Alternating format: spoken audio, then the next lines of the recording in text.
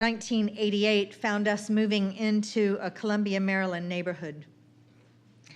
And as we were busy with the moving van and unpacking boxes, we were pleased that the little girl in a house nearby invited our 9-year-old daughter, Siobhan, to come play. That night, and every night while we lived in that house, Siobhan would wake up afraid of what was in her closet. No amount of turning on lights, talking to her, and moving everything for her to see that there was nothing scary in there would convince her. Apparently, she and the little girl had watched a scary movie that day, and it had ruined her ability to sleep without fear. Following the drinking gourd tells us of a time when, to be a slave, life might be full of unrelenting fear, not just of imagined terrors, but of real life-threatening ones.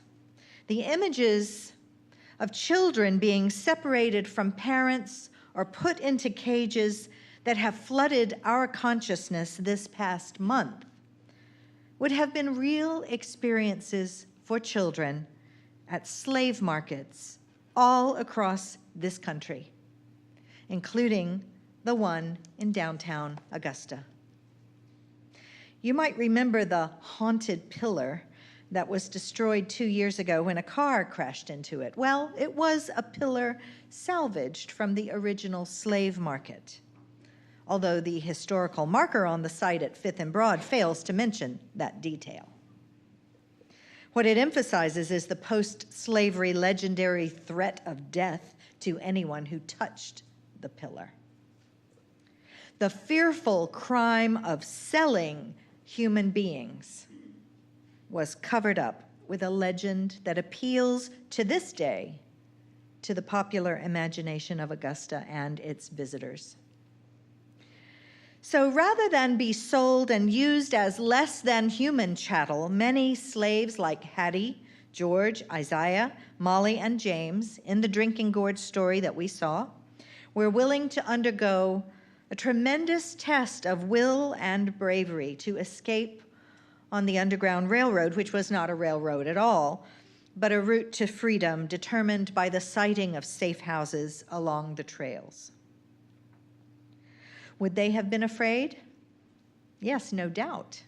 For weeks, hiding all day in the woods and traveling at night by the stars to avoid capture. But the desire for freedom was stronger, and they were willing to take the risk. Author Karen Thompson Walker says that fear is a kind of unintentional storytelling that we're all born knowing how to do. Our fears focus our attention on the question, what will happen next? The science fiction writer Philip K. Dick writes that fear can make you do more wrong than hate or jealousy. Fear makes you always, always hold something back. That paralyzing effect of fear is something that Black feminist writer Audre Lorde picks up on when she writes, "Afraid is a country where they issue us passports at birth and hope we never seek citizenship in any other country." A health scare in the 1970s left Lorde examining and aware of her mortality. And she wrote, "While it is most desirable not to be afraid, learning to put fear into perspective gave me great strength." And this is also when she wrote the quote that inspired this sermon. "I want to write down everything I know about being afraid, but I'd probably never have enough time to write anything else." How long would it take you to write down everything you know about being afraid? Some of us experience very little fear. relatively speaking, in our lives.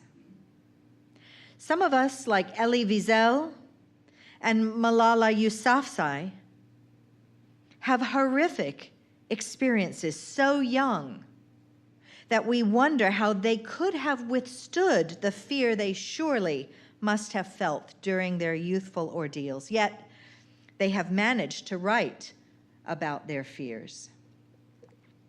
Malala, who is now the ripe old age of 21, says of her childhood fears, "I might be afraid of ghosts and dragons and those things, but I'm not afraid of the Taliban."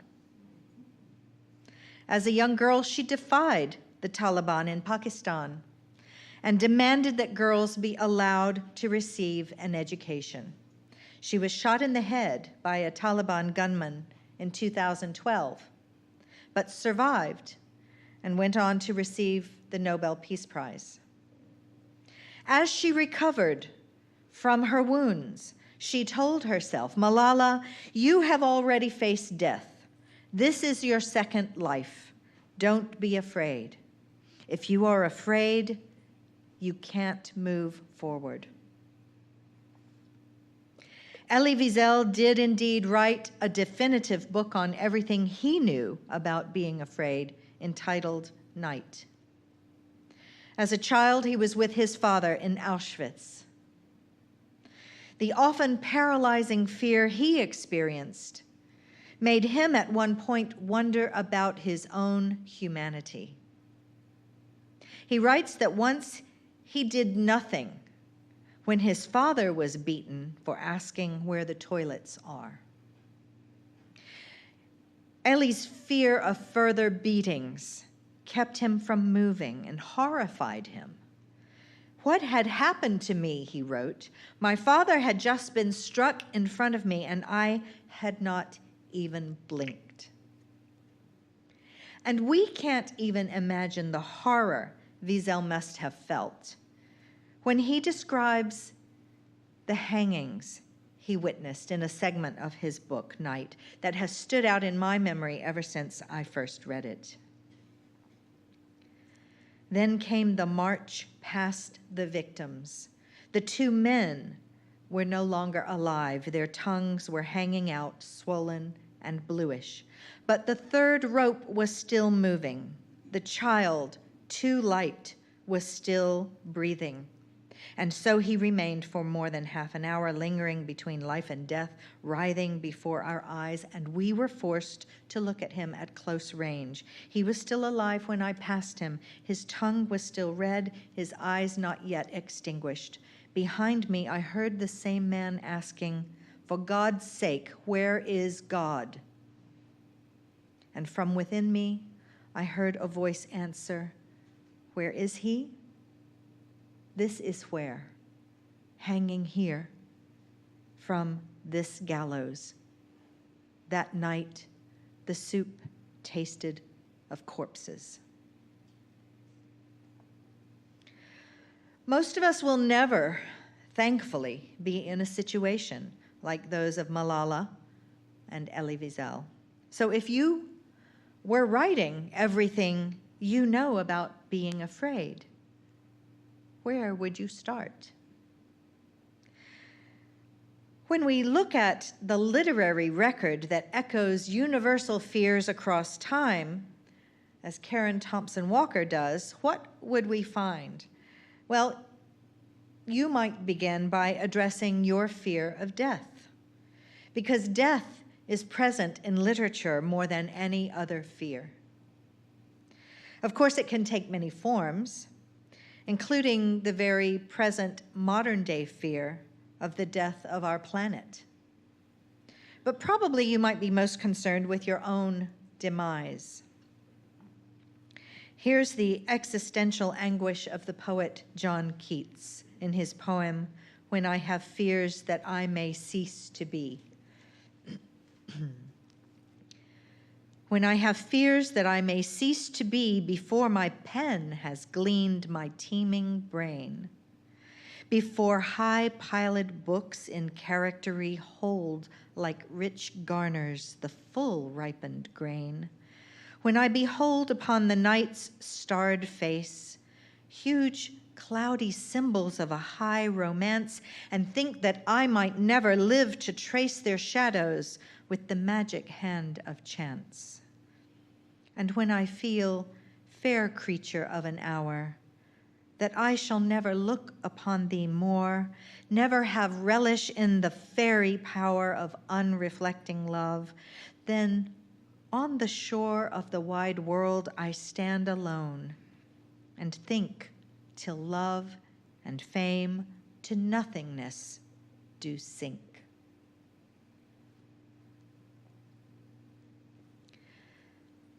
Another literary fear, which many of us also experience, is the fear of rejection. And it's rife in the broader creative expressions of music and film. Country songs have really interesting titles about the fear of losing someone and the heartbreak that follows. Kathy, have you ever written songs with titles like these? If you leave me, can I come too? I'm so miserable without you, it's like having you here. She got the gold mine and I got the shaft. And if love were oil, I'd be a quart low. And of course, when we think about movies and the fear of rejection, Woody Allen has made his career in films that he wrote, directed, and starred in as the nerd who is rejected by women he falls in love with. And many of us, although we may not admit it, will remember the scene in Love Actually, where a character who is afraid to tell the woman he loves about his desire for her arrives at her door, and as she watches, silently reveals his unrequited love with a series of written signs that he holds up in front of her. Just as Audre Lorde wrote about her fear when diagnosed with cancer, the fear of illness is almost as debilitating as the illness itself. Dementia especially frightens us because we know that currently there is no cure and that it is an insidious dismantling of our very selves, an erasing of a personhood and of a world that has taken a lifetime to construct. Karen Thompson Walker says that the bubonic plague, of course, was once the leading contender for the disease most feared. And then tuberculosis, maybe our grandparents' time, until a cure was found. Along with fear, anger comes over us as we rail against the changes to our bodies and our minds. In Jonathan Franzen's best-selling book, The Corrections, the father's anger is described like this: his affliction offended his sense of ownership. These shaking hands belonged to nobody but him, and yet they refused to obey him. They were like bad children. And what about aging?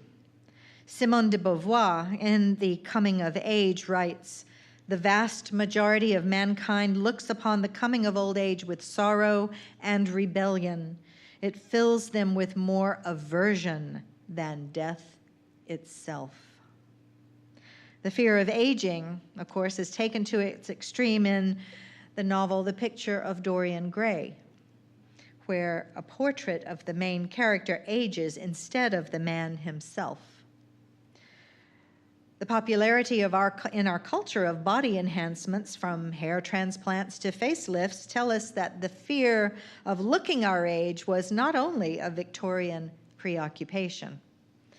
But there's a wonderful quote from mystery writer Agatha Christie, warning women instead to think strategically about growing older and being happy in love. And this quote is, "An archaeologist is the best husband a woman can have. The older she gets, the more interested he is in her."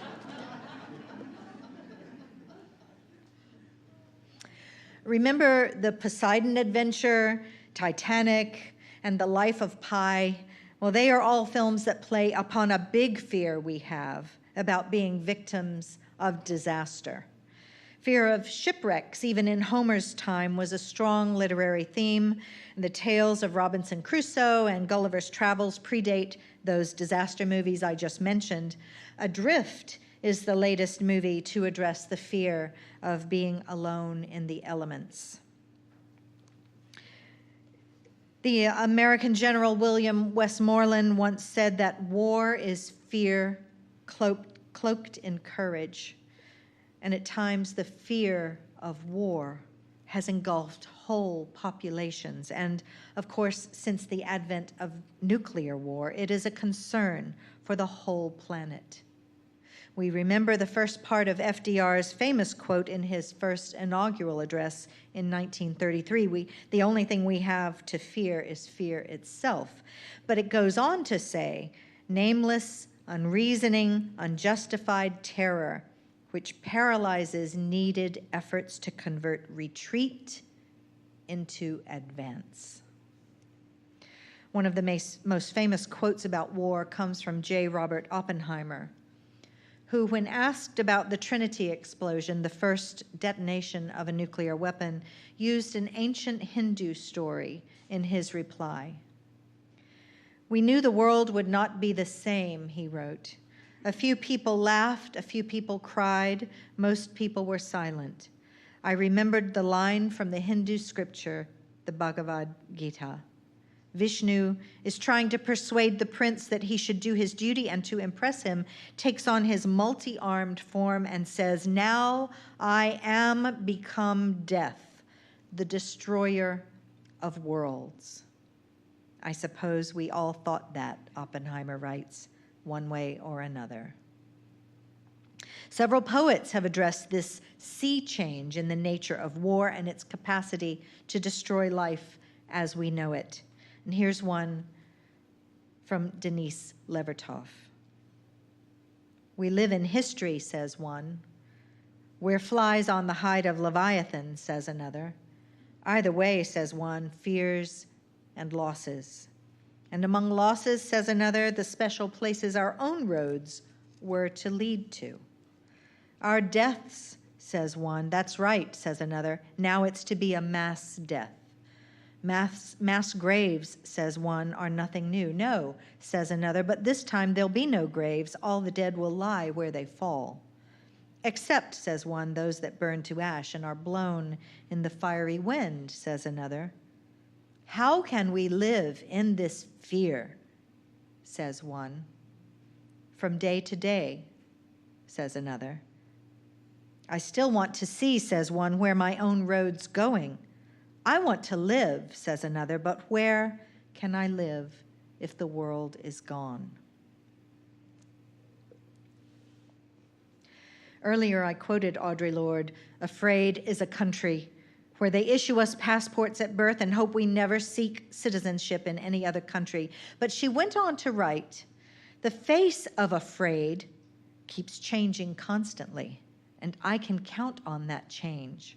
I need to travel light and fast, and there's a lot of baggage I'm going to have to leave behind me. Jettison cargo." After we examine everything we know about being afraid, are we willing, are we able to jettison our fears? Are we going to travel light through this life?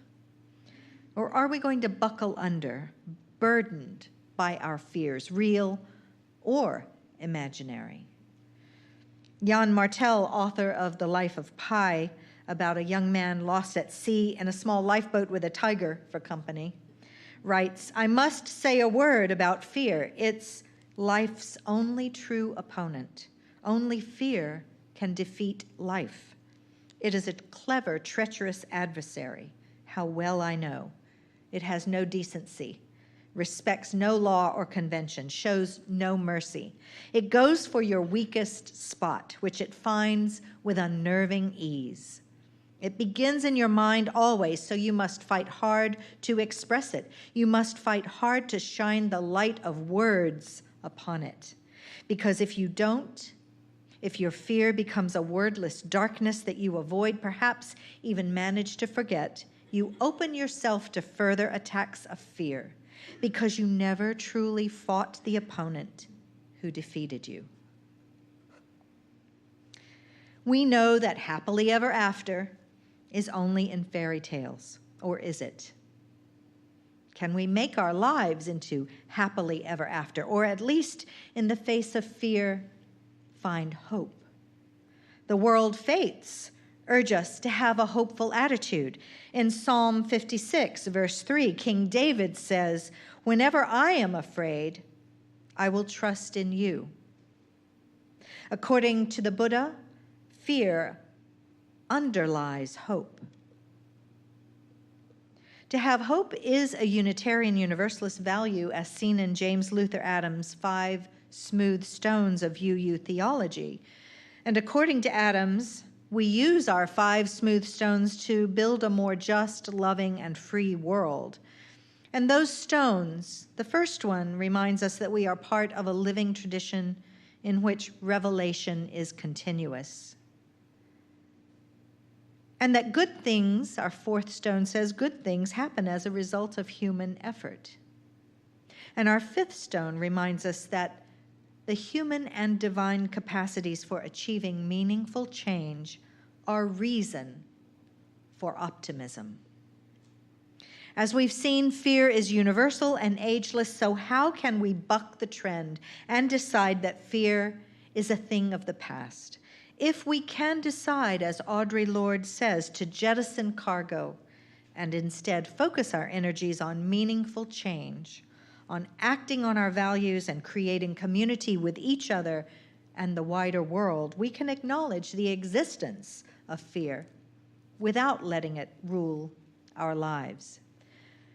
But if that's not a realistic option for some of us, and many of us know that we will fall into the grip of fear from time to time, then perhaps the concrete exercise of writing down everything we know about our fear can at least help us to acknowledge what it is we fear and how likely it is that we can stare it down at least some, if not all, of the time, at least until the next fear comes along.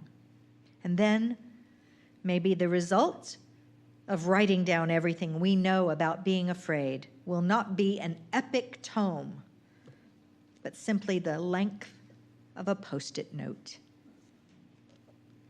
Blessed be. Amen.